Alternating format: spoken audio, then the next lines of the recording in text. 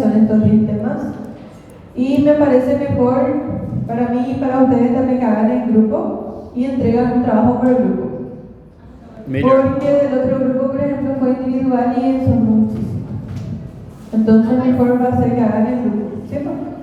Pero el nombre completo de cada uno en la portada, ¿está bien? De los 10 integrantes o de la cantidad de integrantes que les parezca mejor dividirse. Si tienen grupos de otras asignaturas ya formados, pueden usar el mismo grupo, yo no tengo problema. Y elegir el tema que quieran de acá. No hay problema en repetir tampoco, ¿está bien? Mejor en grupo, ¿estamos? Porque de seguro que están haciéndolo ya en grupo otros trabajos y va a ser más fácil para ustedes. Así se dividen también el trabajo entre ustedes, qué van a hacer, qué no van a hacer. ¿Está todo bien? ¿Entendieron todos? ¿Ya les sacaron todos fotos a los indicadores? ¿Todos ya tienen? ¿Los temas ya tienen todos también? Cada uno en cada grupo escoge su tema, no tiene problema. Pode repetir também. Vamos lá, todo o curso com o seu tema, tá bom?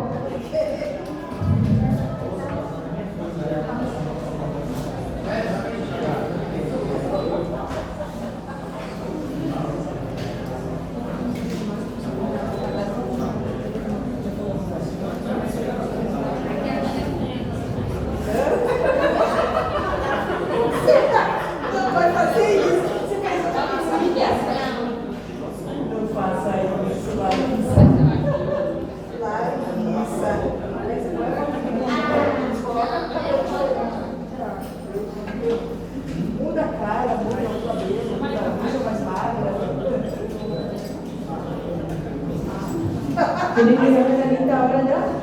¿Sí? Voy a llamar lista. Alessandra Ayala. Presente. Jessica Asunción. María Borsato. Eduardo Brorin. Eduardo. ¿Dónde? Estaba. Alexia Brunel. Alexia Brunel, ¿dónde? Rodrigo Butel. João Campelo. João Pedro Campelo. ¿Dónde? Gustavo Candellas. José Carneiro. Joana Cartacho. María Casaculta. María Clara Casaculta. Georgiani Giarelli. Estamos. Sábata Coelho. Larissa Costa. Gregory Rubinel. Edmilson da Silva. Carlos da Silva. Danieli da Costa. Não tem Danieli. Aira da Silva. Rayan da Silva. Antônia de Amorim. Eu. Eduardo de Carvalho.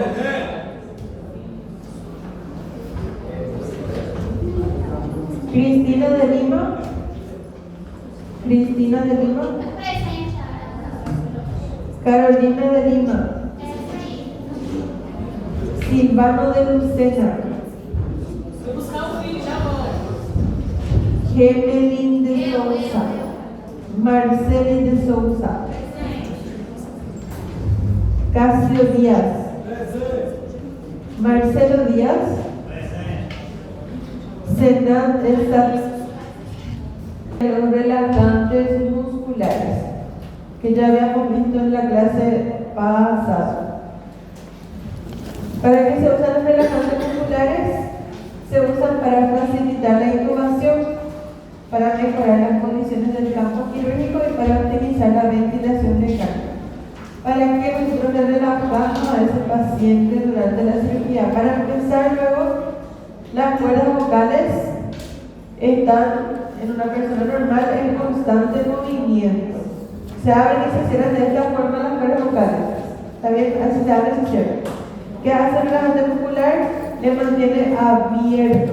¿Para qué? Para que pueda pasar por ahí el tubo traqueal. ¿Está bien?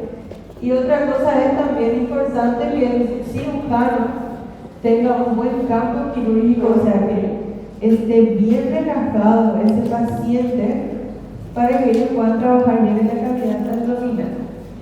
También otra cosa es para optimizar la ventilación mecánica, porque una vez que le realizamos anestesia general a un paciente, ese paciente deja de respirar totalmente. Entonces en ese momento le conectamos a la ventilación mecánica de la máquina de anestesia. Y esa máquina de anestesia es lo que va a estar respirando por ese paciente. Y si el paciente no está relajado, el paciente va a hacer fuerza contra esa máquina y no va a funcionar de manera correcta. Es importante también tener presente que los relajantes solamente producen parálisis. Ellos no producen pérdida de la conciencia, no producen analgesia, por lo tanto, sí o sí hay que combinar o hacer primero el hipnótico, luego hacer el relajante. Porque si hacemos relajante a una persona que está despierta, esa persona se va a paralizar totalmente, pero va a estar consciente, no va a respirar, no se va a poder mover, les va a mirar a ustedes y tipo va a pedir auxilio, pero ni siquiera va a poder hablar porque sus músculos están totalmente paralizados. Entonces, por eso sí o sí, la persona tiene que estar sedada o en todo caso totalmente inconsciente para que se le pueda realizar el relajante muscular. Sí, lo ideal sería eso. En cualquier tipo de anestesia, que el paciente esté dormido o sedado antes de realizar el relajante muscular. Existen dos tipos, como ya habíamos visto. Hay los relajantes musculares despolarizantes y los no despolarizantes. Los despolarizantes también se conocen como agonistas y los no despolarizantes como antagonistas. El agonista colinérgico nicotínico es la succinilcolina, el único que es despolarizante. Luego tenemos los antagonistas o no despolarizantes, que son los curares en general: pancuronio, becuronio, nocuronio, atracurio, cisatracurio y muchos más. Vamos a ver primero los despolarizantes, que es la succinilcolina. La succinilcolina más bien es solamente una hermana gemela de la acetilcolina. ¿Qué hace la acetilcolina? La contracción muscular. Entonces la succinilcolina también genera una contracción muscular al iniciar su acción. Al unirse a ese receptor nicotínico, la succinilcolina va a generar un potencial de acción y de esa forma se va a producir las vasculaciones en el paciente que se le aplica succinilcolina. Y después de esas vasculaciones llega la relajación muscular total. La succinilcolina, una vez que entra en el cuerpo, ella es hidrolizada después por una acetilcolinesterasa plasmática de forma muy rápida. La succinilcolina dura muy poco, solamente 10 minutos, y es por eso, por su metabolización por la colinesterasa plasmática. La dosis es de 1 a 1.5 y eso ya actúa en 30 segundos. O sea que en 30 segundos la persona ya está totalmente relajada. Es bastante rápido. Pero ella dura muy poco, solamente 10 minutos. Y todo esto por su rápida metabolización por la colinesterasa plasmática. Cuando la succinilcolina entra en circulación por inyección intravenosa intramuscular, la mayor parte es metabolizada por la pseudocolinesterasa plasmática, como ya les había dicho. Pero hay ciertas enfermedades que pueden producir que eso no ocurra, o sea, que la succinilcolina no sea totalmente metabolizada por la pseudocholinesterasa. ¿En qué enfermedad sería eso? En una falla hepática, en una falla renal, en el embarazo, en la hipotermia, en donde está disminuida esa eliminación o la hidrólisis de la succinilcolina, entonces puede estar aumentada la duración de la acción. En vez de que dure 10 minutos, puede durar 20, 30, 40, incluso una hora. También hay ciertos tipos de enfermedades que pueden hacer que la succinilcolina dure más en el cuerpo. Y eso depende ya de la genética, o sea, enfermedades genéticas en donde haya un solo gen o donde haya dos genes anormales de esa pseudocholinesterasa que tenía que eliminar la succinilcolina. Si solamente un gen está anormal, se puede prolongar el tiempo de acción entre 20 y 30 minutos. En el caso de que hayan dos genes anormales de la pseudocholinesterasa atípica, incluso la relajación muscular puede durar hasta 6 a 8 horas, pero eso depende de la genética de la persona. Y en ese caso, si dura 6 a 8 horas la relajación del paciente, sí o sí tiene que estar conectado a una ventilación mecánica asistida, porque el paciente puede estar consciente, pero no va a estar respirando porque está relajado todavía. Y en ese caso, conectarle a la ventilación mecánica o dejarle ahí por todas las horas que esté durando ese relajante muscular.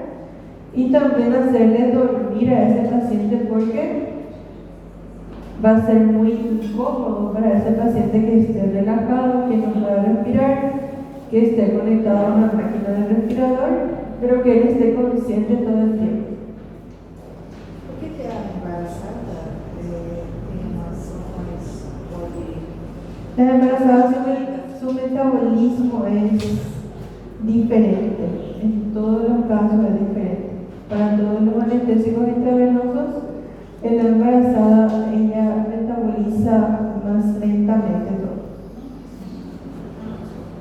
Mas aqui nesse caso a ação dela vai estar diminuída do medicamento. Del medicamento lo que va a pasar es que va a estar aumentado la duración de su acción. Demora mais para... Sí, por el metabolismo más lento de la embarazada. Mas aí a dose para gestante desse Generalmente a las gestantes no se le intuye, a no ser que sea una cuestión de emergencia o urgencia. Pero la dosis de intubación se hace menor. Todos los anestésicos, tanto locales como intravenosos, se hacen en dosis mucho menores porque la respuesta de la embarazada está muy aumentada. Pero ese sería un caso aparte que sería anestesia obstetricia que no todavía no. O sea, no es muy específico ahora para darlo.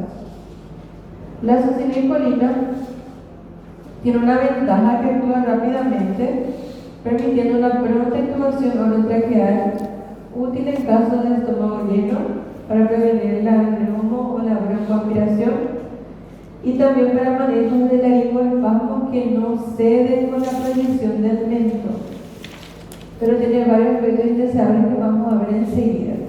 Entonces, lo único útil que tiene la succinilcolina es que se puede usar en inducción de secuencia rápida, nada más.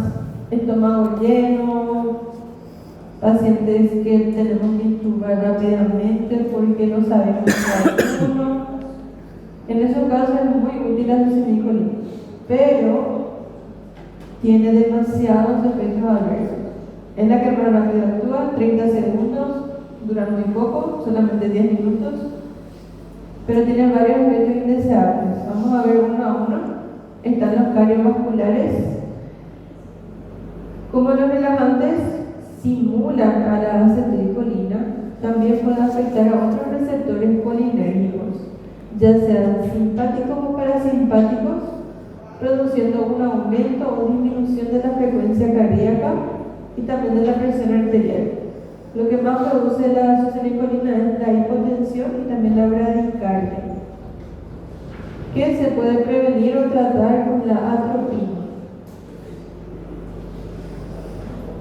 También produce las vasculaciones, como ya dijimos. En el mecanismo de acción, una vez que ya se une el receptor, provoca una despolarización de esa célula, una despolarización muy rápida que llega a provocar vasculaciones en todo el cuerpo. También puede provocar dolores musculares más comunes en mujeres jóvenes y en los extremos de la vida, como en los ancianos o en los niños.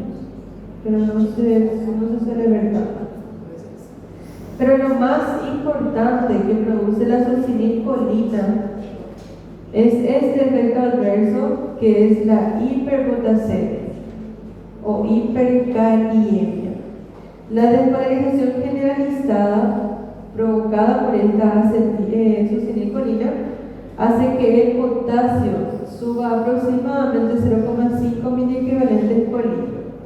Cifra que no es importante si el paciente está normal, paciente sano, no tiene ninguna enfermedad, no hay problema que el potasio suba un poco más de su normal.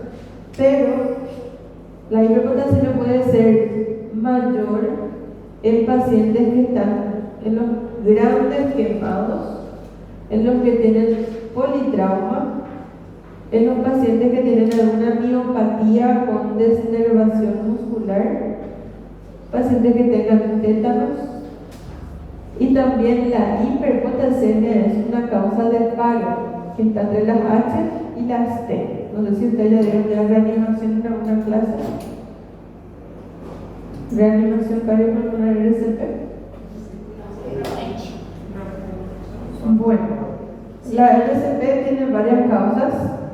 Generalmente se suele resumir en una mnemotecnia que se llama las H y las T. Y entre las H, una de las causas puede ser la hiperpotasemia.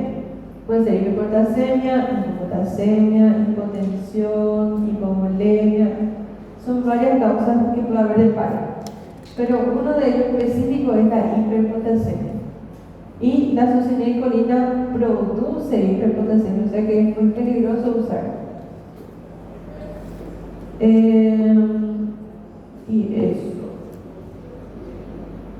Pero esa hiperpotasemia que produce la succinilcolina, incluso para ese paro, nosotros le hacemos el RCP avanzado, tratamos de recuperar al paciente e incluso puede ser que no se recupere, que llegue a hacer otro tipo de maniobras para que ese paciente salga del paro.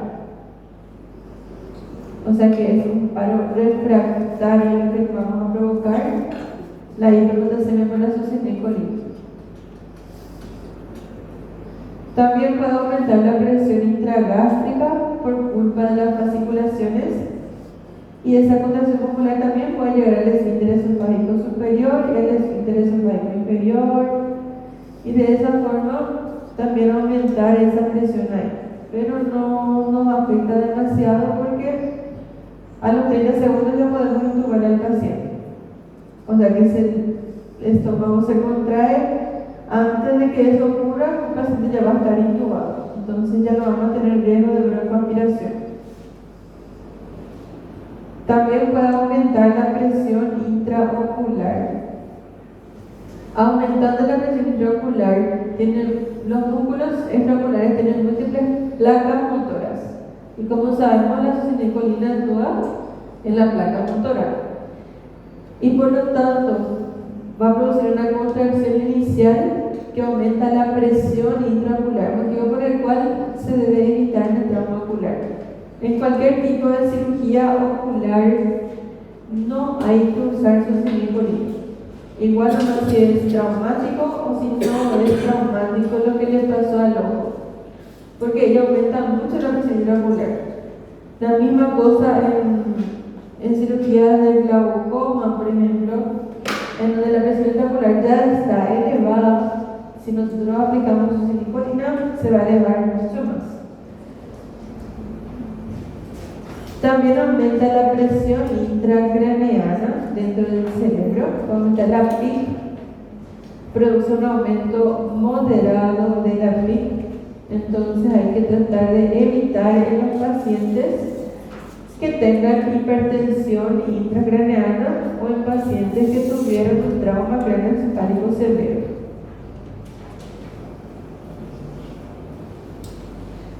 La parálisis muscular prolongada, como ya habíamos visto, depende de los genes de la persona, si tiene alterado ese gen que está encargado de metabolizar la glucosilcolina. Y otro efecto adverso grave que tiene la glucosilcolina es la hipertermia maligna. Son dos H son los más graves de la glucosilcolina: la hiperpotasemia y la hipertermia maligna. La glucosilcolina es un potente desencadenante en pacientes que sufren esta entidad farmacogenética.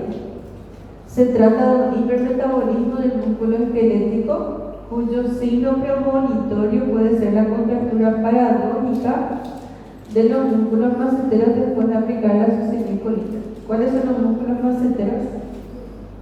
Anastomía. Macetero. ¿Cuál es macetero? Acá. De maxilar. Macetero es el músculo de la masticación. Entonces, cuando sabemos que estamos frente a una hipertermia maligna, cuando los músculos maceteros se están contrayendo en forma paradójica, o sea, se contrae, se relaja y de esa forma. La hipertermia maligna es una miopatía rara, pero potencialmente mortal, que debe ser tratada de manera rápida. Es más frecuente en niños, se presenta durante la anestesia o también puede ser después de la anestesia, y además de la rigidez de los maceteros, va a tener un aumento de la producción de CO2, taquicardia, arritmias, hipertermia, hipertensión inicialmente, y luego va a tener ya hipotensión con una falla cardíaca.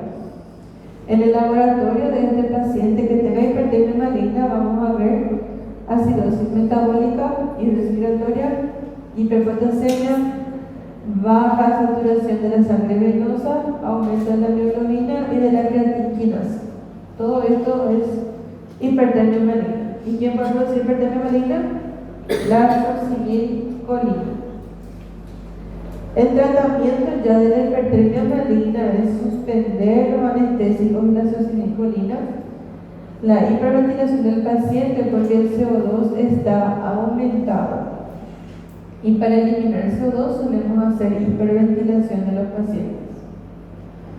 También bicarbonato para la acidosis, medios fríos para bajar la temperatura que va a estar muy elevada, insulina, glucosa y diuresis si hay hipercaliemia, y también dantrolene. El dantrolene es lo que sería el tratamiento definitivo de la hipertermia maligna, aparte de las medidas generales que tenemos que realizar. Dependiendo de los síntomas vamos a ir tratando al paciente, pero su tratamiento definitivo se llama dantrolene. ¿Alguna duda hasta acá de glucosilcolina? Esse da hipertermia, hiperpotasemia, como é que é? O senhor falou?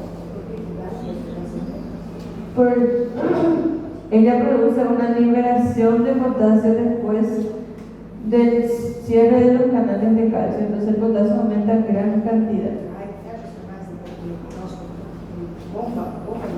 Si todo lo que pasa en el potencial de acción se libera más potasio de lo normal, y es por eso que produce una hiperpotasemia muy marcada. Sí, también la fasciculación. Y entonces, si yo le pregunto reacciones adversas de la glucosilcolina, me van a escribir hipertermia maligna, hiperpotasemia, a nivel cardíaco se puede producir bradicardia, hipotensión. A nivel cerebral, aumenta la presión intracerebral. A nivel ocular, aumenta la presión intraocular. A nivel muscular, produce fasciculaciones. Todos van a responder bien. Super. Ahora los relevantes, antagonistas o no despolarizantes. ¿Cuáles eran los antagonistas que se acuerdan? Antagonistas o no despolarizantes, los relajantes. Atracurio, después. Ocuronio. Becuronio, rocuronio, Boncuronio. Son muchísimos uronios. O sea, la mayoría termina en uronio. Y excepto estos dos, que tienen nombre diferente, está la tubocurarina y la metocurina, que son medio raritos, pero no se usan tanto. Después están todos los otros que ya habíamos visto: atracurio, mibacurio, pancuronio, becuronio y todo esto.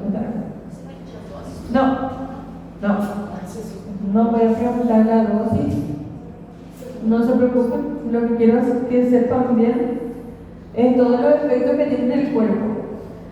Efectos buenos como efecto malo de cada fármaco.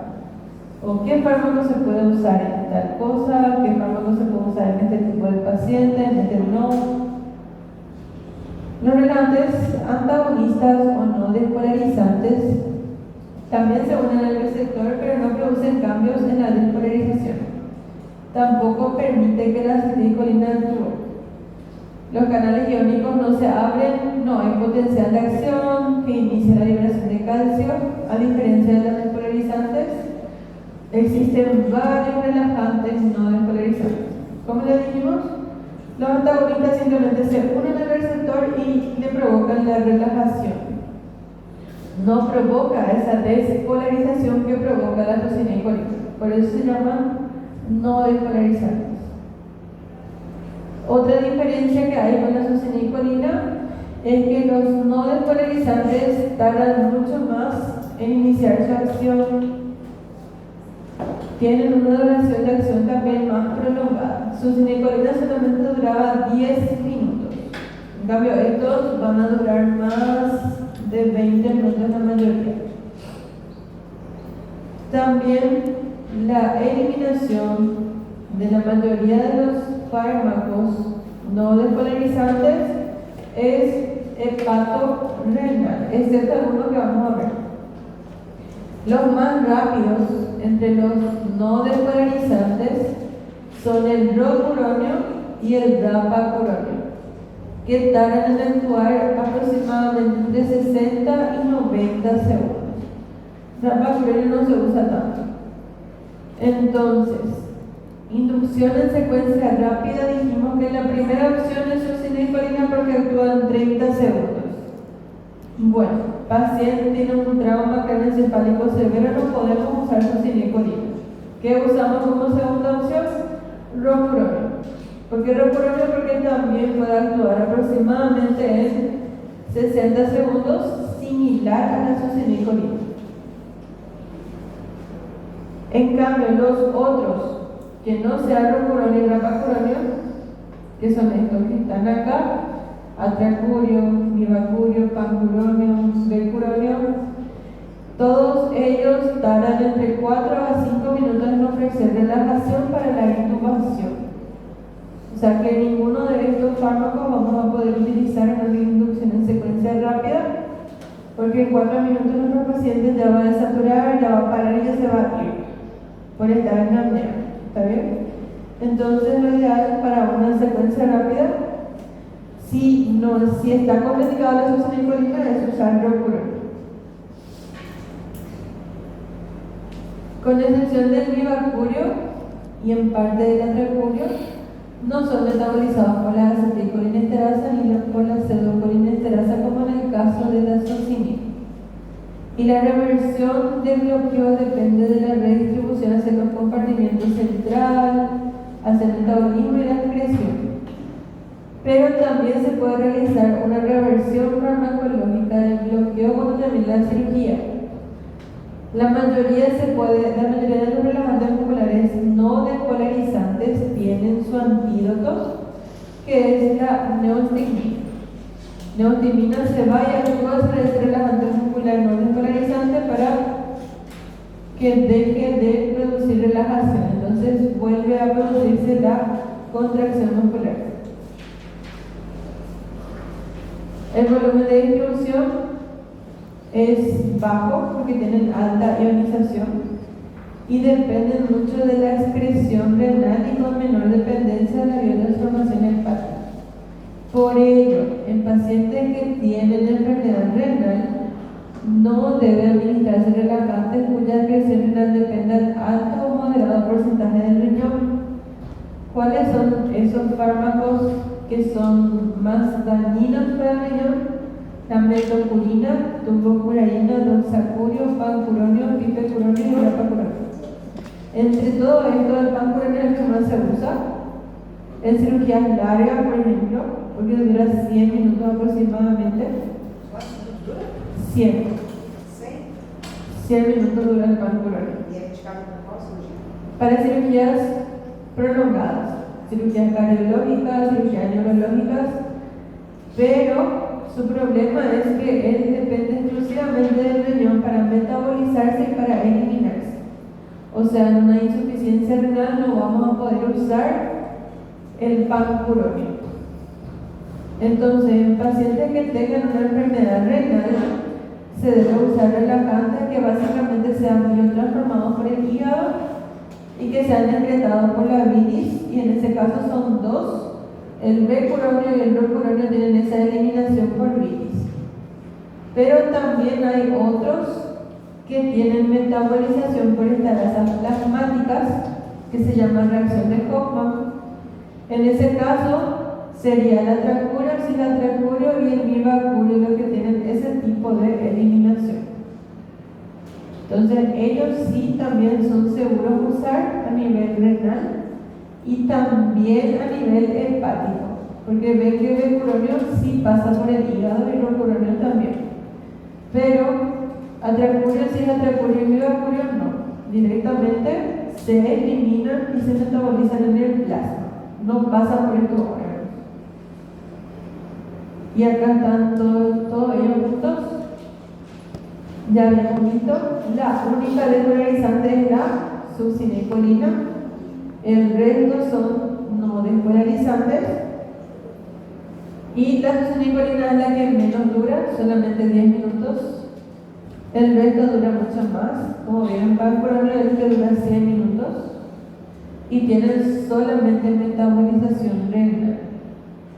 Y los dos que tienen la acción de Hoffman, que son el atracurio, el cilatracurio, y el mirbacurio, que también se elimina por una colinesterasa plasmática. Y eso es Escritulização de Hoffman, porque a esterasas plasmáticas. metabolizada por essa plasmática. Sí, por encima de plasmática. Bueno, y eso es todo de las relajantes musculares. ¿Alguna pregunta, duda? Hable ahora, calle para siempre. Calle para siempre. Quais são as funções da succinilcolina que a senhora falou mesmo? Por que ela serve? ¿Cómo? Por que a succinilcolina serve? Os três Solamente ellas sirven para intubación en secuencia rápida, nada más. Y ahora vamos a empezar el repaso. ¿Ustedes quieren el repaso ahora? que a senhora vai pedir na prova. A senhora falou disso.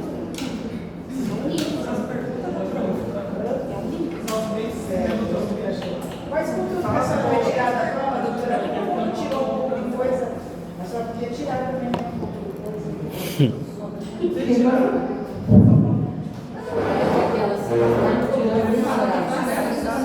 Não, é porque, tipo assim, todos os professores eliminaram um pouco de conteúdo, doutora.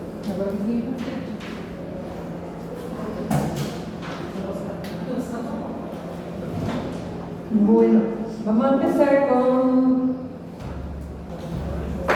el inicio de lo que empezamos, que era lo que vimos primero conmigo.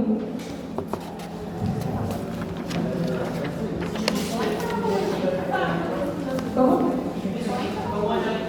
Farmacología general, ¿verdad? Farmacología general. De acá lo que quiero que sepan es principios básicos de la anestesia. ¿Cuáles son esos principios básicos? Hay dos principios básicos que pueden ser No. No. Sí. No. Principios básicos de la anestesia hay dos. Uno es Sedação e analgesia? una inducción Quase. rápida y segura.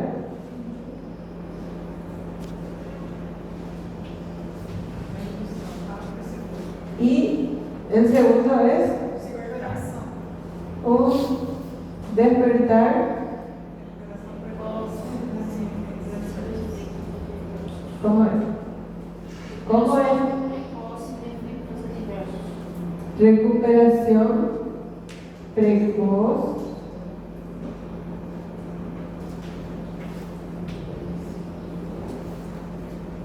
sin efectos adversos. Eso es lo que nosotros queremos en todos nuestros pacientes. Una inducción rápida y segura, que el paciente se mantenga bien durante toda la cirugía y luego de la cirugía que se recupere rápidamente y que no tenga efectos adversos, que no tenga dolor, que no tenga náuseas y vómitos, que no tenga ningún tipo de efecto adverso propio de la anestesia. Otra cosa, farmacocinética, ¿qué es? É o que o fármaco faz com o organismo. Y el otro es farmacodina. ¿Cuál es la diferencia entre estos dos?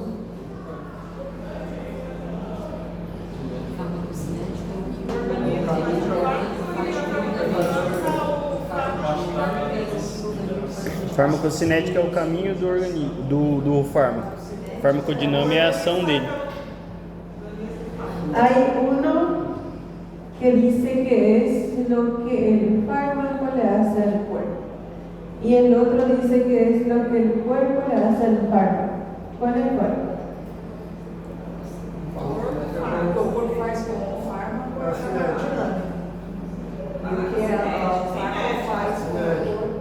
Voy a darle pistas. La farmacocinética incluye la metabolización del fármaco, incluye el aclaramiento del fármaco, incluye también la distribución y finalmente la eliminación del fármaco. É o que o corpo faz com o fármaco. Entonces es lo que el cuerpo hace con el fármaco.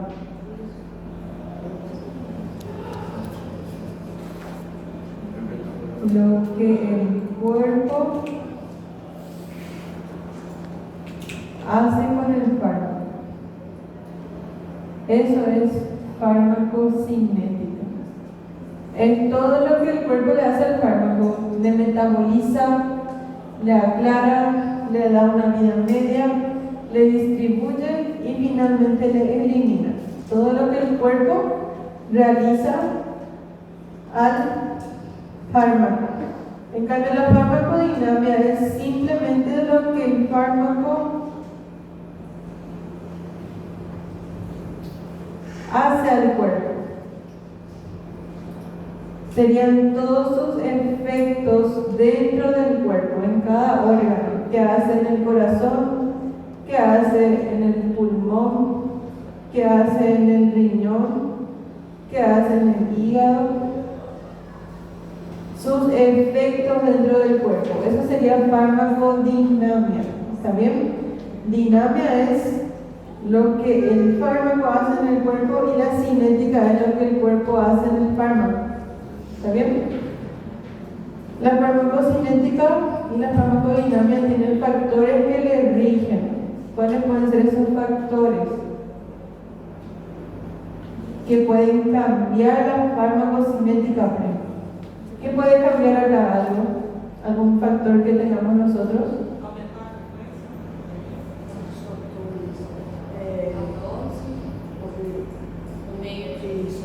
Puede ser, por ejemplo, el peso. Cuanto más la persona tenga grasa corporal, más el fármaco se va a querer acumular en el tercer compartimiento, que era el B3. Otra cosa puede ser también la edad. En los niños, por ejemplo, la metabolización es mucho más rápida, por lo tanto en los niños la dosis hay que aumentar, y pasa lo contrario con los ancianos, en donde la metabolización es mucho más lenta y la dosis se debe disminuir.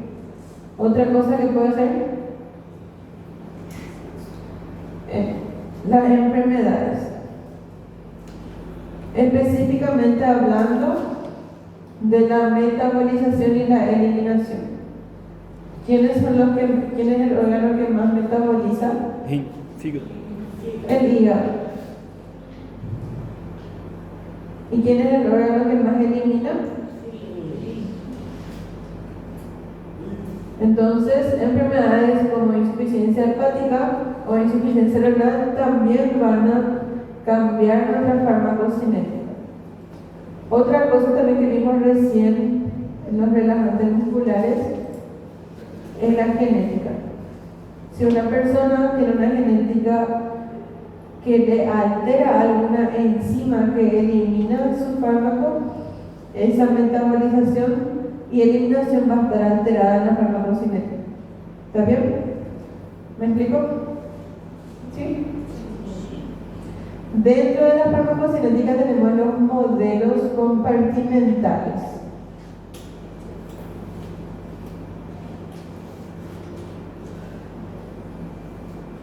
¿Cuáles son los compartimientos que conocemos? B1, B2 y B3. ¿Cómo se llama también el B1? Central. ¿Cómo se llama el 2? El nombre de periférico rápido. Periférico rápido. Y después está el B3 que se llama periférico lento. ¿Cuáles forman el compartimiento B1? Los órganos mejor irrigados. ¿Cuáles son esos órganos? Fígado. Puede ser corazón, puede ser hígado, puede ser pulmón, puede ser cerebro, puede ser riñón. ¿Está bien? Todos estos órganos forman parte del compartimiento central. El B2 tiene forma el músculo. Y el compartimento B3, tejido adiposo, tejido graso.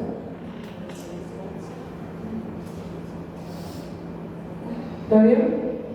Dentro de estos compartimientos es por donde pasa el fármaco. Primero entra en el B1, entra en el cuerpo, se va al B1. Rápidamente pasa por el B2, finalmente para llegar al B3. Ahí hacer un paseíto y volver rápidamente al B2 y al B1 para su metabolización y eliminación. ¿Está bien? Ese es el recorrido que realizan todos los fármacos al entrar en el cuerpo. Los que tienen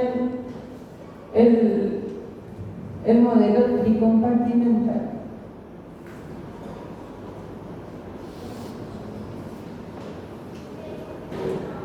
Bueno, modelo tricompartimental, por donde pasan por los 3 compartimentos. La mayoría de los fármacos tienen ese modelo. Bueno, ¿cuánto por ciento de gasto cardíaco tiene cada uno? Es importante saber también. Como este es el mejor irrigado, este va a ser el que va a tener mayor porcentaje, es un 75%. Solamente 75% del gasto cardíaco está en el compartimiento central. En el músculo solamente tiene 19% del gasto cardíaco. Y finalmente el tejido adiposo tiene menos del 9% del gasto cardíaco. Esto es muy importante porque el fármaco va a recorrer mejor por el compartimento central del órgano. Y como pueden ver acá se va a estancar en el compartimento B3 tiene muy poca sangre. ¿Está bien? Menos del 9%. ¿Alguna duda hasta acá? ¿No? ¿Puedo borrar?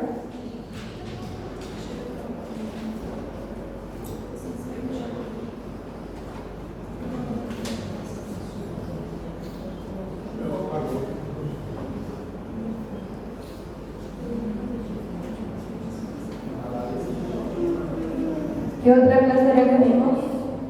También.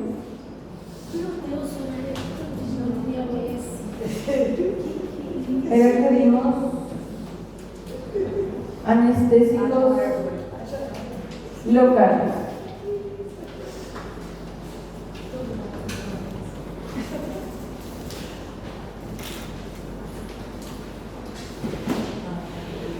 ¿Qué son los anestésicos locales para ustedes? ¿Qué hacen en el cuerpo? ¿Qué no hacen? ¿Dónde actúan?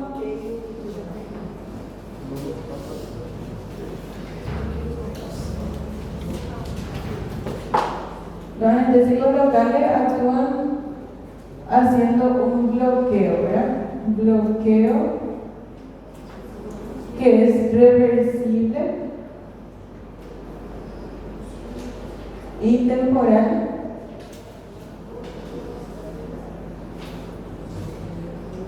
De las funciones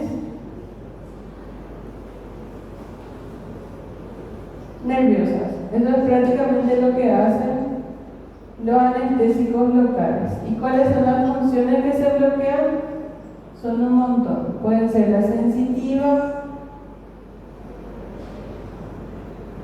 la de dolor, del tacto y finalmente de la motricidad. También se ve la presión y el tono muscular. Todo eso es lo que bloquea el anestésico local en la zona donde se aplica. ¿Cómo actúan los anestésicos locales? ¿Alguien se acuerda cómo es su mecanismo de acción?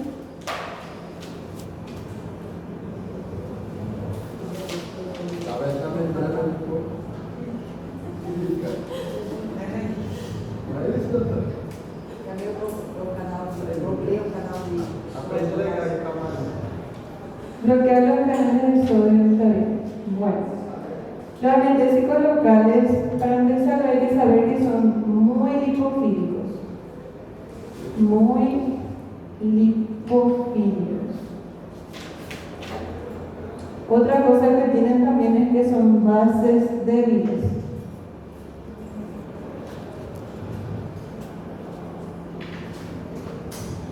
El nervio, supongamos que esto es el nervio.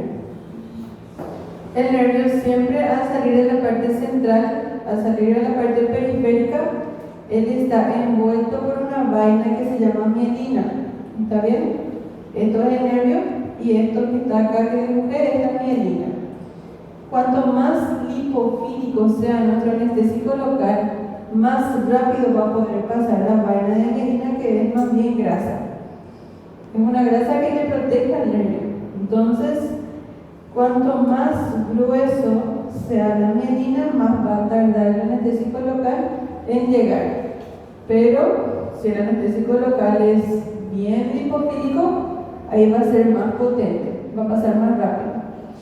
Una vez que llegamos acá al nervio, a la célula, el anestésico local atraviesa también fácilmente la membrana de la célula, porque tenía dispuesto también la membrana de la célula, y entra en su forma no ionizada.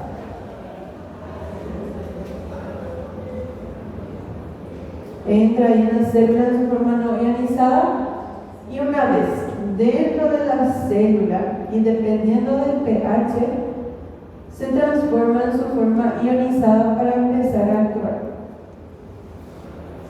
¿Y cómo debe ser el pH? Debe ser básico. Debe ser básico o en todo caso alcalino.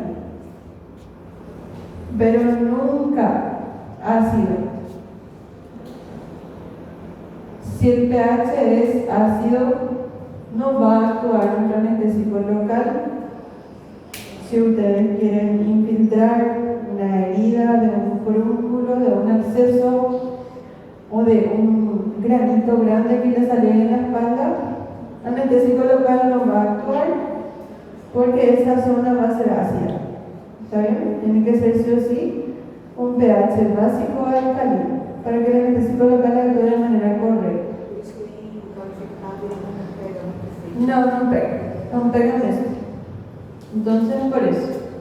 ¿De qué depende entonces de que sea potente o no? De la lipofilia. Esto define la potencia.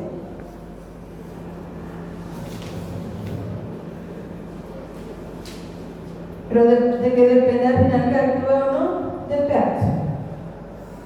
¿Está bien? ¿Alguna duda hasta acá? Bueno. La clasificación.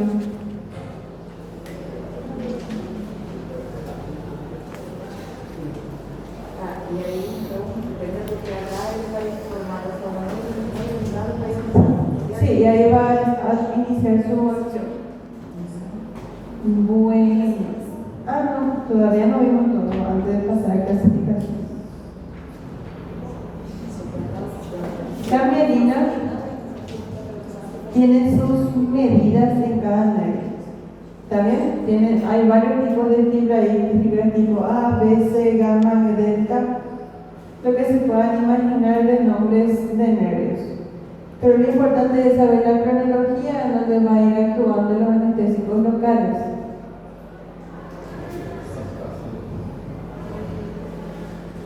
¿Qué se va a perder primero? ¿Qué se va a perder por último? Dependiendo de la mielina, primero se pierde la temperatura. Después se van a afectar las fibras del dolor. Después se van a afectar las fibras del tacto y la presión. Y en último lugar se van a afectar las fibras de la motricidad. ¿Por qué eso? Porque el anestésico local va a ir agarrando las fibras que tengan menos mielina. La temperatura es del nervio y las fibras de la temperatura solamente tienen esta medida de mielina. Entonces, rápidamente el anestésico local primeramente hace perder la temperatura. La fibra del dolor es del nervio. Tiene solamente 1, 2 nomás tiene de mielina. Por lo tanto, se une. En tercer lugar, nervio otra vez. Su mielina va a ser un poquito más gruesa, pero no tanto. Y finalmente las de motricidad. La mielina sí ya es muy gruesa. Por lo tanto, por eso es el último en perderse. ¿Está bien? Por el grosor nomás de lo que serían las fibras. ¿Alguna duda? ¿Entendieron todo? ¿Sí? Esto es el orden del bloqueo.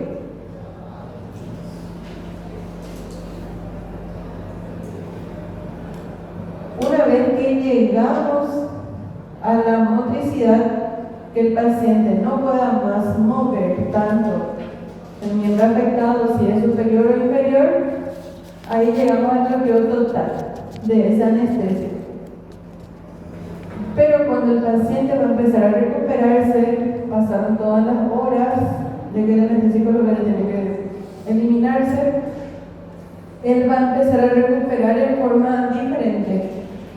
Primero va a recuperar la movilidad, en segundo va a recuperar el tacto, en tercero va a recuperar el dolor y en cuarto va a recuperar la temperatura. Eso sería el orden de recuperación, que es totalmente al revés.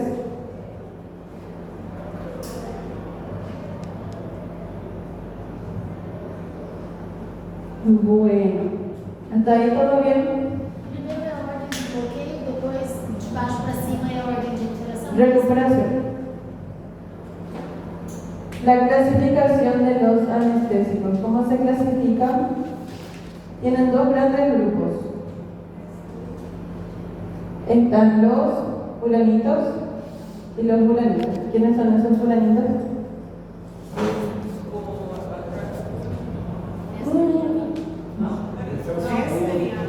Despolarizante não, despolarizante? Anestésico local es anestésico local. Lidocaína. Ó, a gente falou aqui, ó, Esther e Amida. Esther y Amida. Bueno, está bien. Esther y Amida. Son los dos grupos de anestésicos locales que vamos a ver. Grupo Esther. ¿Quiénes forman parte del grupo Esther? Está ahí la famosa cocaína, Acertei. benzocaína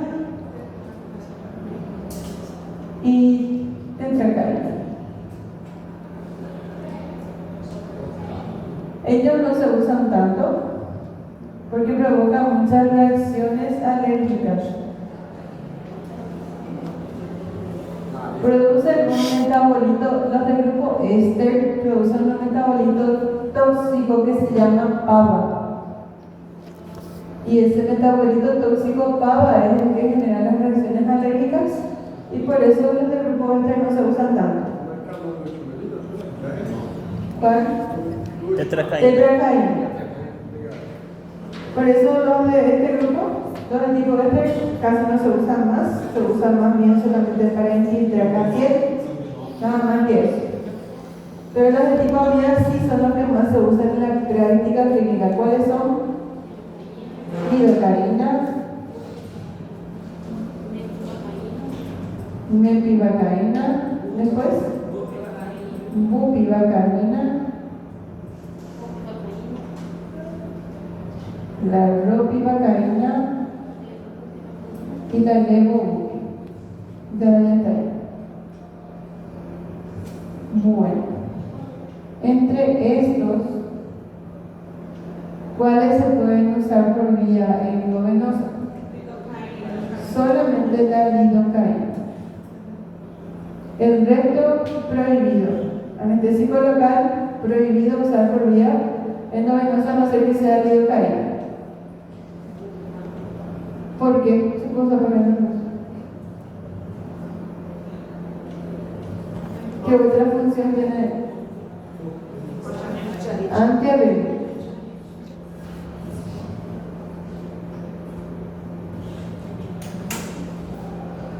Bueno, también tiene otro uso que es para la inducción de una anestesia general cualquiera para disminuir el dolor del propofol. Administramos primero lidocaína a ese paciente y después propofol para que no le pique tanto, porque el propofol duele mucho. Después, a ver, ¿quién es más tóxico entre todos? Más tóxico, más feo.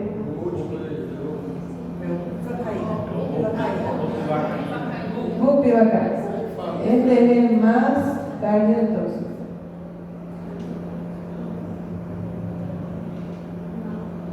¿Está bien? La más cardiotóxica es la bupivacaína. Entonces, ¿vamos a administrar por vía endovenosa?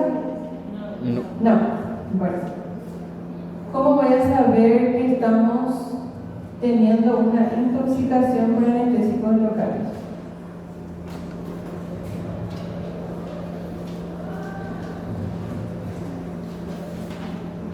Ojalá que no nos pase nunca, amén.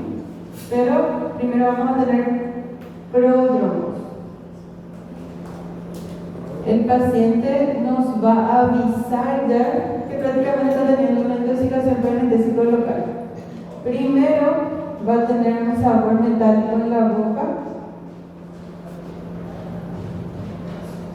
Puede tener alteraciones visuales o alteraciones a nivel del oído que se llamaban acúfenos.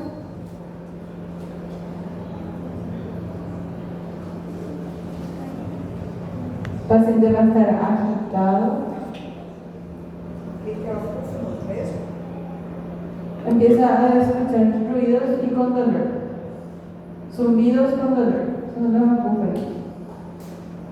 Eso es lo primero que va a aparecer en el paciente. Esos son los primeros signos y síntomas que el paciente te va a referir. Luego vamos a entrar en una fase 2, en donde va a afectar la parte motora del paciente. En ese caso, va a empezar a tener temblores. Luego puede empezar a tener fasciculaciones. Y finalmente terminar con convulsiones.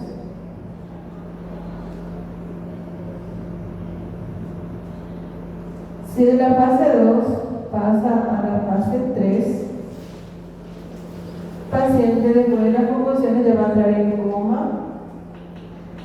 Y esta fase 3 es la más peligrosa porque es la que más afecta el corazón. Entonces, después del coma puede empezar a tener arritmias, alteraciones en el electrocardiograma y finalmente paro, para llevar a la muerte. Ese ya es último caso nomás ya de la fase 3. ¿Está bien? ¿Alguna duda hasta acá? Se van a dar cuenta entonces si el paciente te dice que tiene sabor metálico en la boca, posiblemente está iniciando su síntoma de intoxicación por anestésico local. ¿Y por qué se produce esa intoxicación por anestésico local? Porque mandamos accidentalmente intravascular el anestésico local a la sangre. Pero eso hay que girar primero la jeringa, ver que no viene sangre por esa jeringa antes de mandar el anestésico local a esa zona, cualquier parte. ¿Fazia certinho?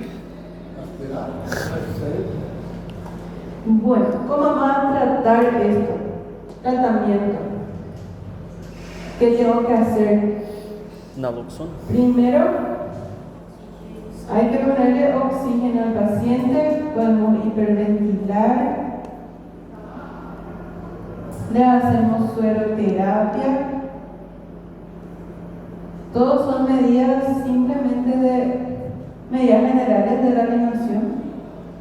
En el caso de que ya tenga temblores o convulsiones, podemos hacer benzodiazepinas. También podemos hacer anticonvulsivante si la benzodiazepina no nos responde. Si en el caso de que tenga ya arritmias, vamos a hacerle antiarrítmicos. Si nuestro paciente paró, le vamos a hacer RCP. Todos son medidas generales de acuerdo a lo que se nos va presentando o prevenir que eso no aparezca. Pero el tratamiento definitivo se llama infusión lipídica.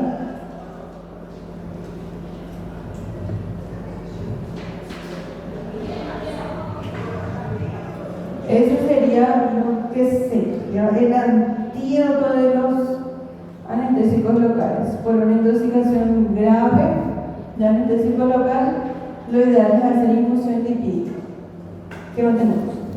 Así que hay que tratar de evitar hacer intoxicación por anestésico local por nada del mundo no hacer, porque no hay infusión lipídica en Paraguay. Y así se compra. Se llama intralipid.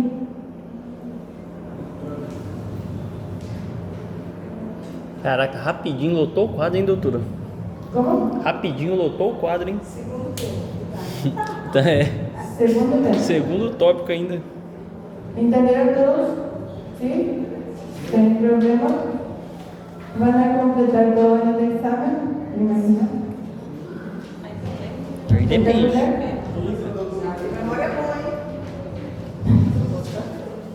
Bueno, vamos a otro tema.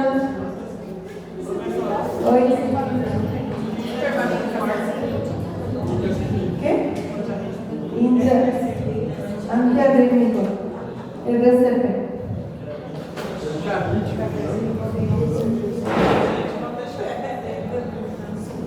¿Quieren tener receso o quieren continuar?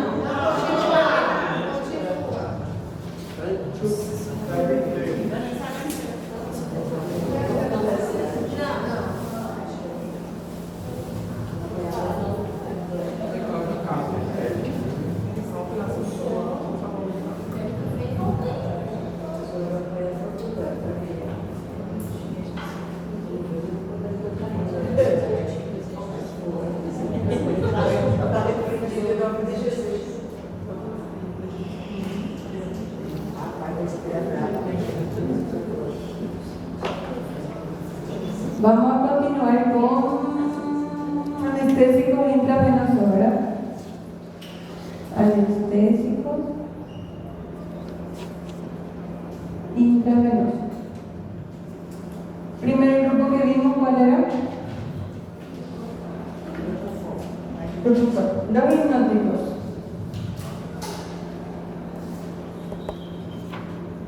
¿Qué hacen los hipnóticos? Inducen sueño. Son, como su nombre dice, induce la hipnosis del paciente, le da una sedación, pérdida de la conciencia.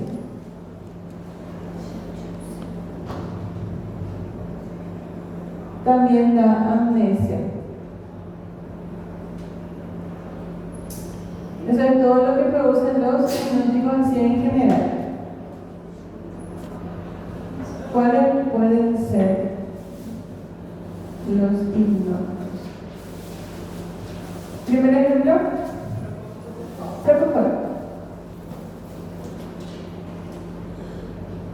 Segundo ejemplo, ¿qué le gusta más? Esto, mira.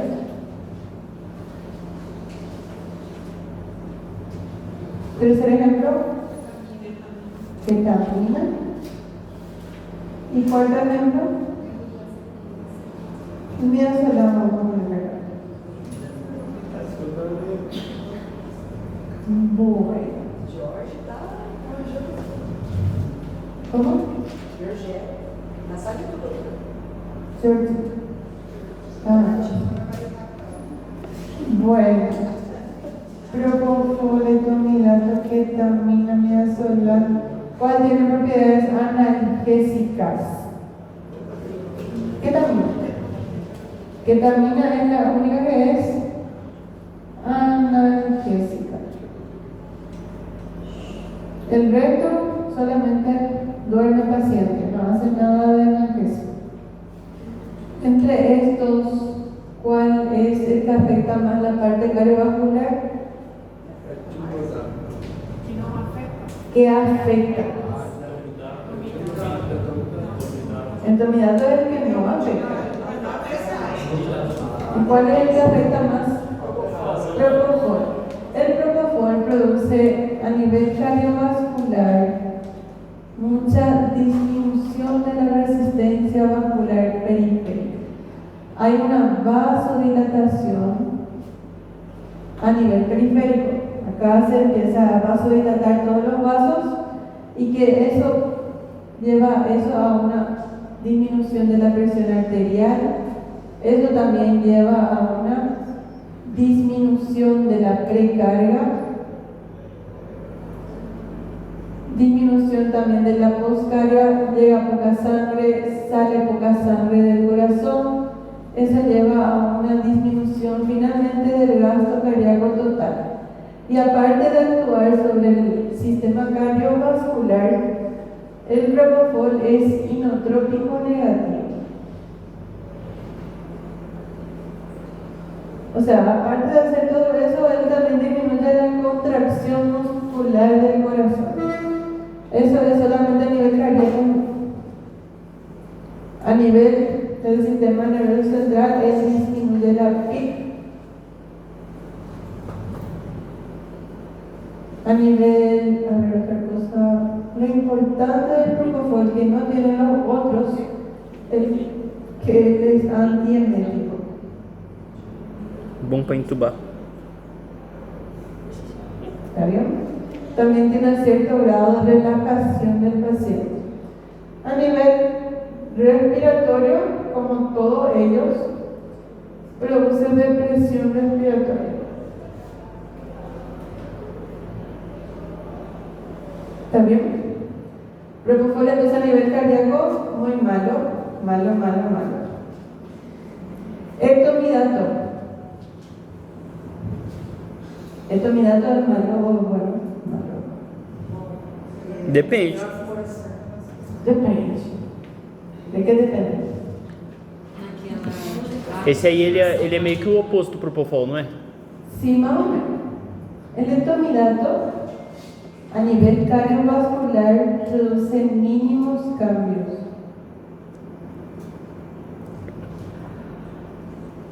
Él casi no provoca estos cambios que provoca el propofol. No toca la frecuencia cardíaca, no toca el inotropismo, no toca la resistencia vascular sistémica, no produce mucha hipotensión, no produce disminución de la frecuencia cardíaca, no hace casi nada a nivel del corazón. Por eso es bastante seguro en pacientes con cardiopatía.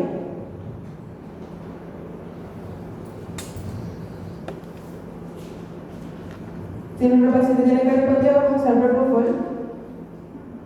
No, solamente podemos usar uno de estos tres. Pero el preferido favorito para el paciente cardiópata es etonidato. Pero el problema del etonidato es que él solamente se usa para inducción. ¿Por qué? Solamente se usa para inducción. El resto se puede usar para inducción y para mantener durante la cirugía. Pero el etonidato solamente se usa para inducción. ¿Por qué? ¿Por qué se usa solamente para inducción y no para mantenimiento?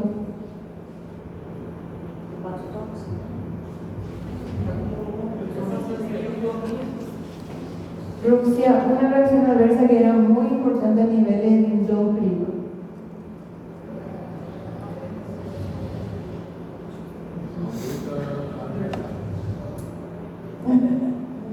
¿Qué produce? Eso. Produce supresión del cortisol.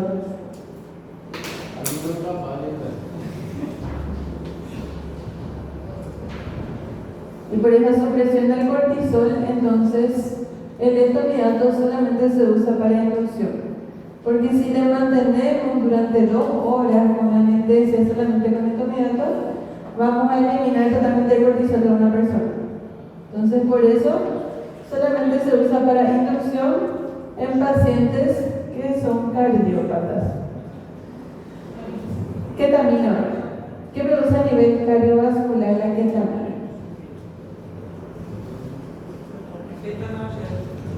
Aparte de su efecto analgésico, a nivel cardíaco, que ella hace, ella aumenta todo. Aumenta la frecuencia ele cardíaca, que é o oposto do propofol, confundi. aumenta el gasto cardíaco, aumenta la presión arterial, aumenta todo.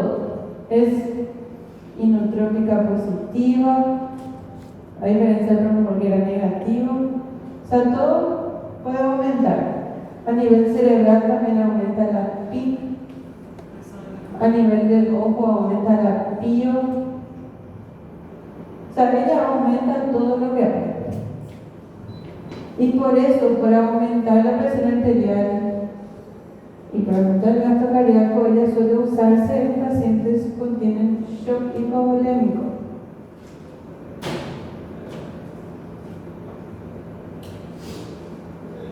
Por eso ella es la favorita de pacientes que tengan shock hipovolémico. Que llega un paciente a la urgencia, está sangrando, se la acuchilló 10 veces acá en su panza, sigue vivo el paciente porque no se quiere morir, muy fuerte.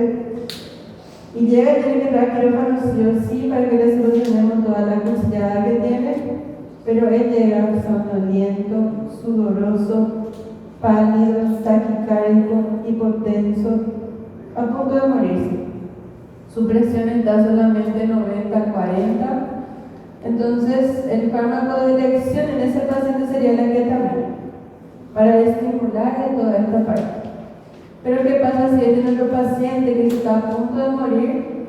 Nos habla en el interrogatorio y le preguntamos y él dice que es cardiópata. En ese caso vamos a usar etonidato. ¿Está bien? Porque si un paciente cardiópata nosotros le administramos ketamina, le va a hacer trabajar mucho más a su corazón que está acostumbrado a trabajar en menos. ¿Está bien?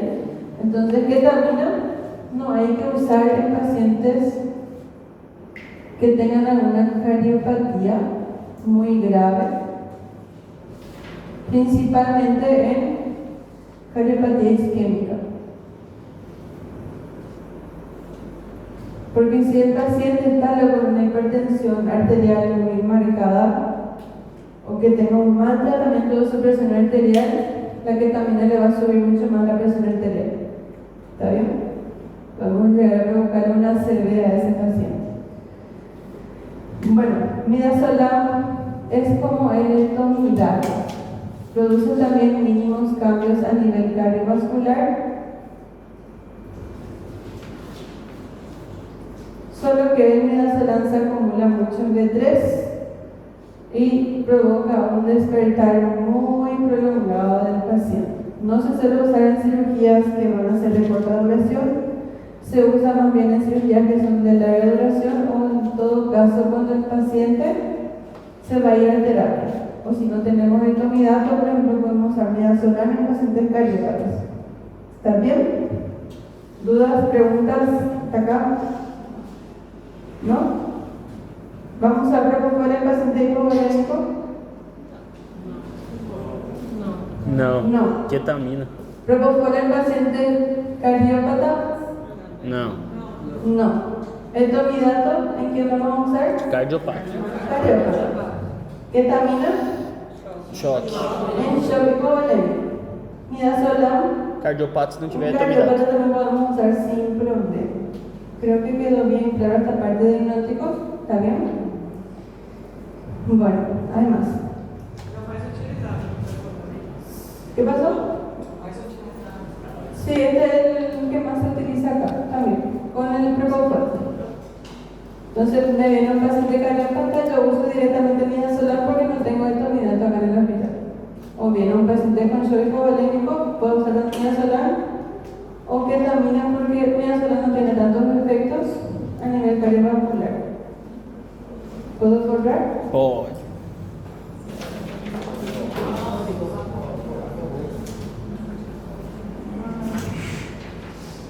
¿Están entendiendo todo más?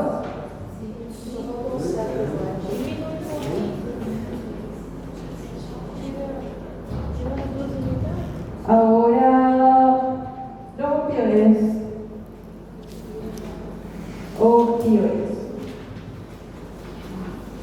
¿Qué se acuerdan de los opioides? Yo le di 3 ejemplos más. ¿Cuáles son los opioides?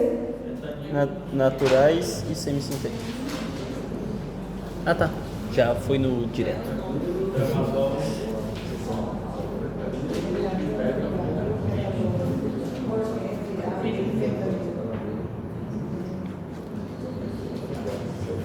Estos 3 quiero que sepan más o menos. El fentanilo es el más potente de todos.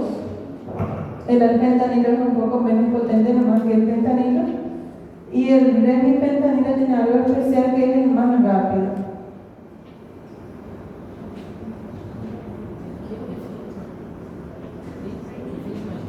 Porque el fentanilo es más potente porque es el más lipofílico. Es bastante lipofílico, por lo tanto se va y se acumula en el B3. Y cuando él se va y se acumula en el B3, después de que termine la cirugía, él puede volver a recircular y dar una analgesia postoperatoria. Ah, dormir. Muy bien. Eu guardo pra senhora daí. No. Bueno, entonces fentanilo se va por su lipofilia y se va a acumular en B3 y una vez que termine la cirugía vuelve a recircular y puede darle analgesia postoperatoria a ese paciente, o sea que no le va a doler porque el fentanilo está actuando. Pero ¿qué pasa con los opioides? Aparte de producir analgesia, ellos también producen sedación y producen mucha depresión respiratoria.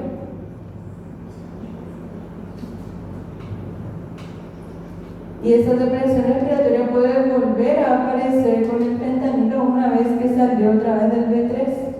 Por eso hay que tener cuidado para usar fentanilo. Al fentanilo es igual al fentanilo, pero es menos lipofílico lipofílico. Lipofílico. Y dura también menos que el fentanilo. El fentanilo dura 40 minutos. El alfentanilo solamente dura 15 minutos.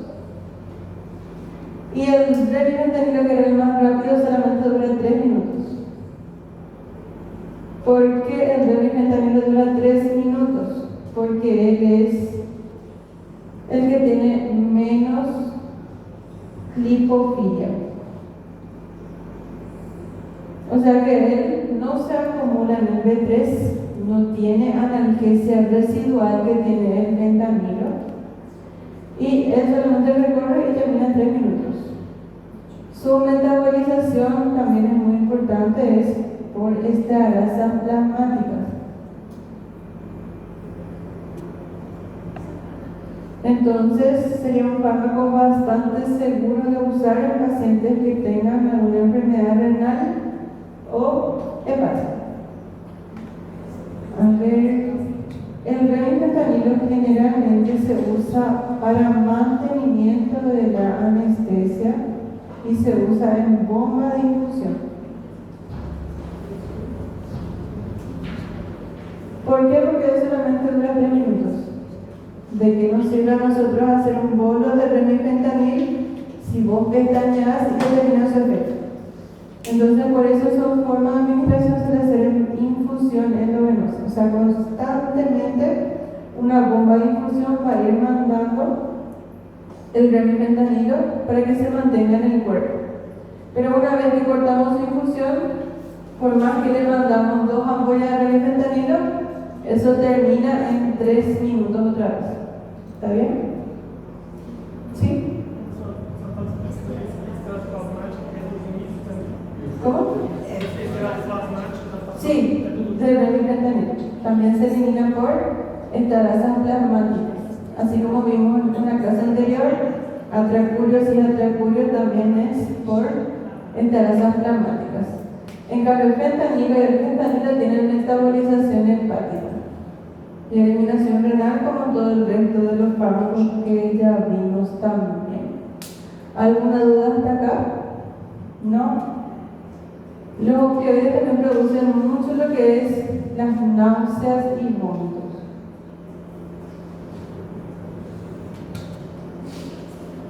Ellos son los fármacos más emetógenos entre todos los anestésicos. Estarasas plasmáticas es su forma de eliminación, su forma de metabolización. Son enzimas que están en la sangre y que le eliminan de esa forma. Entonces, apenas administramos el opioide, hay que empezar ya a hacer la profilaxis antiemética. Podemos usar un dancetrón o cualquier otro de fármaco antiemético. ¿Dudas? ¿Preguntas? ¿No? Bueno. ¿Cuál es el más potente de los opioides? Fentanil. ¿Cuál dura solamente 3 minutos? Remifentanil. Bueno. Ahora los relajantes musculares que ya habíamos visto recién. Este va a ser rápido porque recién ya dimos en la clase. ¿Está bien? Se clasificaban en Despolarizante e não despolarizante. despolarizantes y no despolarizantes. ¿Se acuerdan? Despolarizante, ¿quién era? Succinilcolina. Y los no despolarizantes son todos los curales. Atracurio, si es atracurio, becuronio, rocuronio. Succinilcolina se usa específicamente para inducción en secuencia rápida. ¿Está bien? Pero ella tenía muchas contraindicaciones y tiene muchos efectos adversos. 2 de esos efectos adversos que recién no vimos: hipertermia maligna y hiperrotación. A nivel cardíaco también tenía sus efectos que producían principalmente bradicardia e hipotensión, la succinilcolina. Cuando ella está contraindicada, que tenía 30 contraindicaciones, ¿qué vamos a usar de segunda opción? Entre los no despolarizantes, Procurol,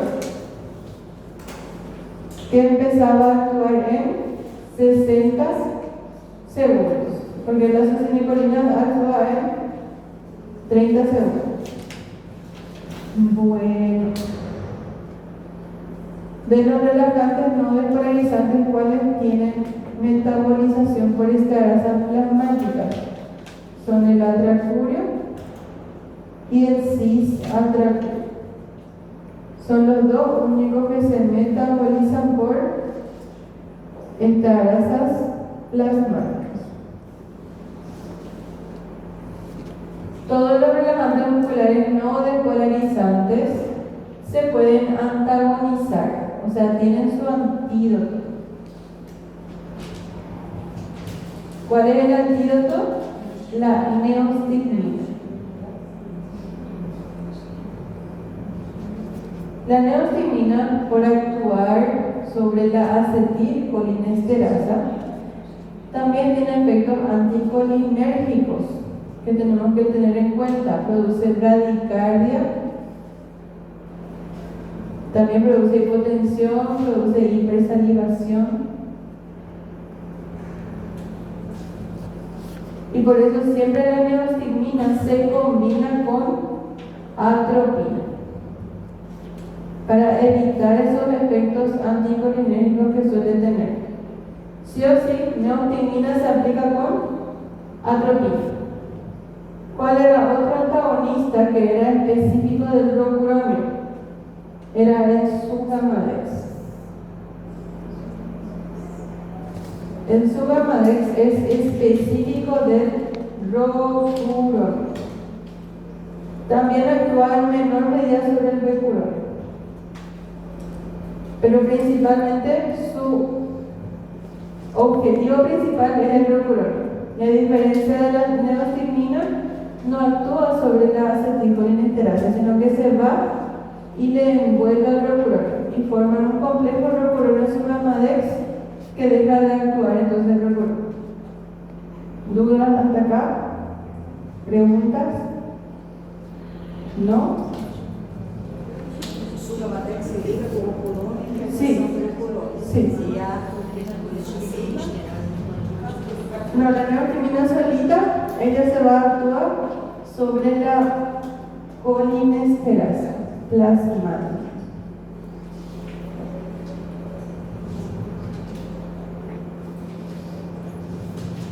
Pero al actuar sobre la colinesterasa plasmática también actúa sobre otros receptores simpáticos del corazón, anticolinérgico también, y de esa forma produce bradicardia y la hipersalivación que puede tener la persona. Y esa bradicardia lo queremos evitar con la atropina. Por eso nomás se administran juntos. Bueno, ¿preguntas? ¿Dudas? ¿Por qué es despolarizante la succinilcolina? ¿Por qué se llama despolarizante?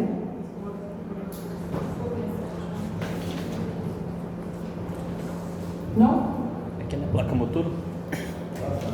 Porque ella, ¿qué es lo que hace? Ella era agonista. ¿De quién? De la acetilcolina. ¿Está bien? En cambio, los no despolarizantes son antagonistas.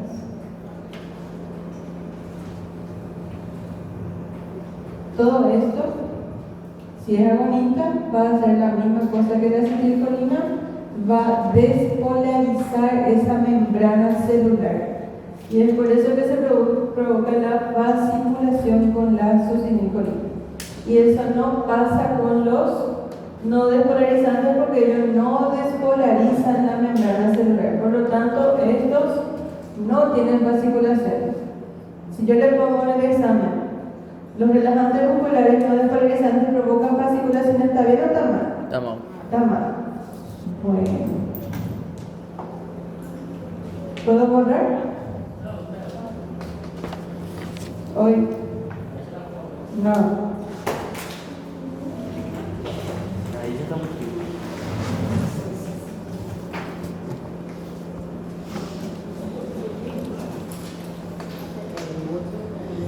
Fala, puxa.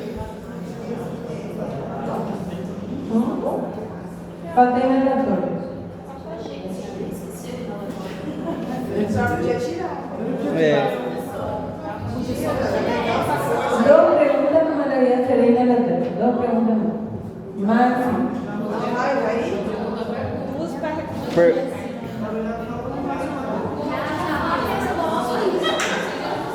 Só para quem está aqui, doutor, agora é resposta. Quem falar,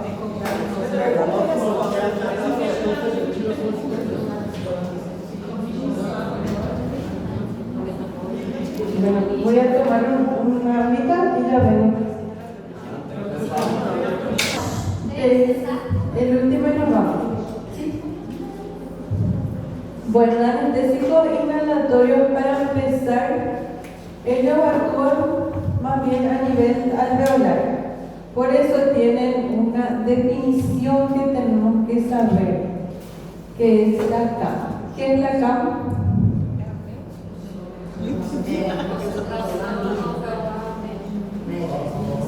Es la concentración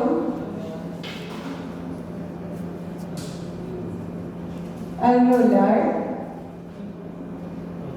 mínima. Es la concentración alveolar mínima en la que un anestésico inhalatorio produce pérdida de la sensibilidad a la estimulación quirúrgica en un 50% de los pacientes. Eso es la definición de CAM. También que también está en el slide.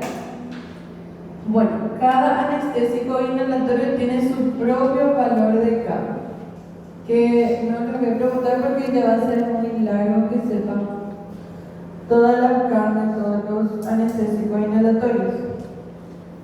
Bueno, la clasificación. Qual que é a definição mesmo? Desculpa, você falou dele. Es la concentración alveolar mínima del anestésico inhalado para que no se produzca ninguna sensación de sensibilidad a algún estímulo quirúrgico en el 50% de los pacientes. Eso es CAP. La clasificación de los anestésicos inhalatorios se clasificaban en dos grandes grupos. Se clasifican en gases y también se clasifican en líquidos volátiles.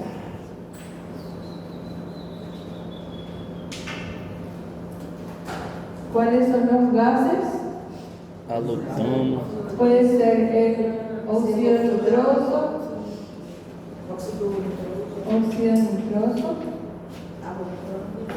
alotano es líquido.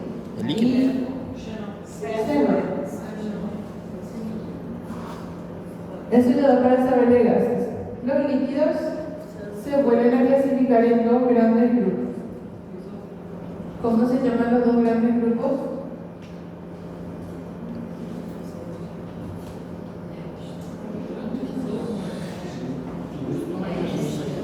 Este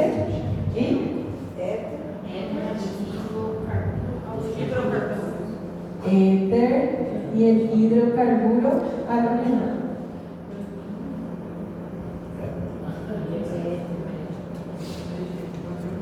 Estos se vuelven a clasificar, ¿sabes? ¿En qué? En simple y en fluorado. Simple no vamos a mirar solamente los fluorados. ¿Cuáles son los fluorados? Isofluoranos,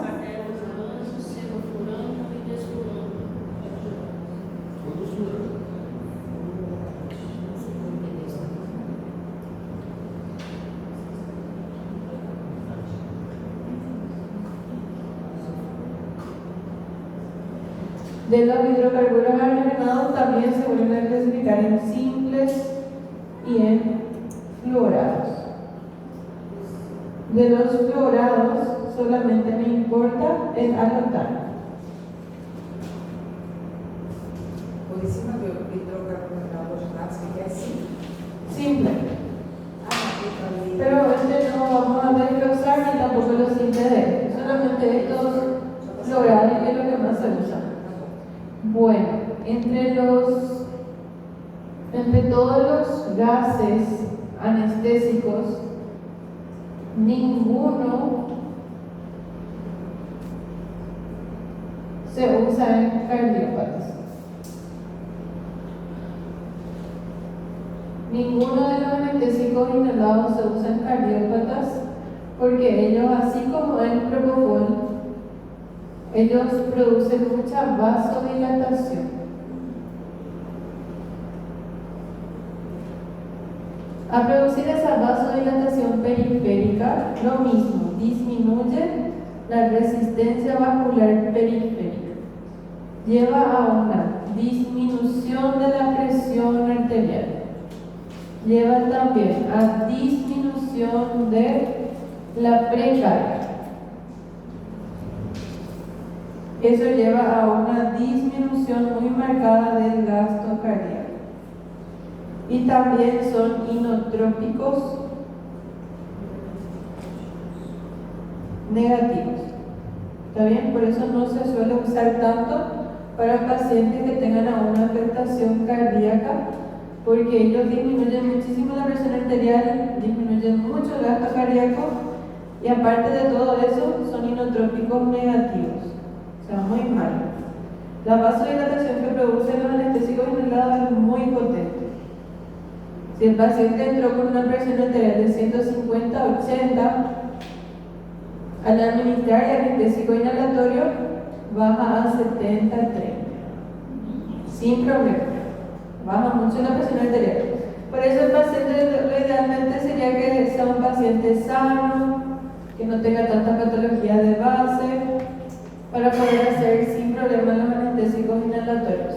Pero si tiene una cardiopatía muy marcada, como una insuficiencia cardíaca o una valvulopatía o un IAO, una cardiopatía isquémica, en esos casos la idea sería no usar los anestésicos inhalatorios, sino que cambiar por un anestésico intravenoso que sea más seguro a nivel cardiovascular. Puede ser midazolam, etopilato. Entre los fluorados que más usamos están estos que están acá: isosebo, desflurano y erotal. En fluorano no se usa casi. Entre estos fluorados, el que más se usa en la actualidad, acá para en el hospital tenemos sevoflurano y el isoflurano. ¿Cuál es la diferencia entre estos dos? Lo principal es que este es menos irritante. Y esto es más irritante. Pero el más irritante entre todos es el desflurano, que incluso puede producir broncoespasmo. Esse é o mais irritante. El más irritante. Pica mucho el desflurano. Entonces le puede producir una rinitis alérgica al paciente, puede empezar a toser ahí en plena inducción. Y el que no te provoca eso es el sevoflurano. Tanto el isoflurano como el sevoflurano producen broncodilatación.